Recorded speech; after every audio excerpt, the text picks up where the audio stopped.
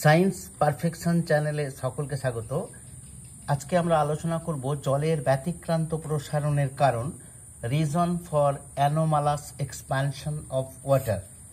আমরা জানি 0 degree Celsius উষ্ণতা থেকে 4 ডিগ্রি সেলসিয়াস উষ্ণতার পাল্লায় জলের ব্যতিক্রান্ত প্রসারণ ঘটে।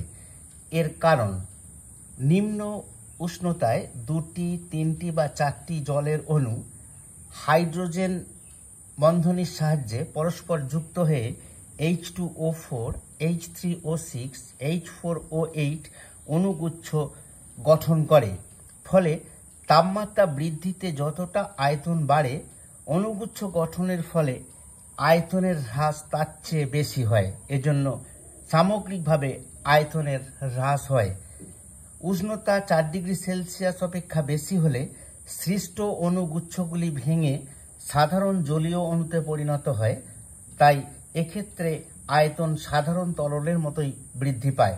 তাই 0 ডিগ্রি সেলসিয়াস থেকে 4 ডিগ্রি সেলসিয়াস উষ্ণতার পাল্লায় জলের ব্যতিক্রান্ত প্রসারণ ঘটে।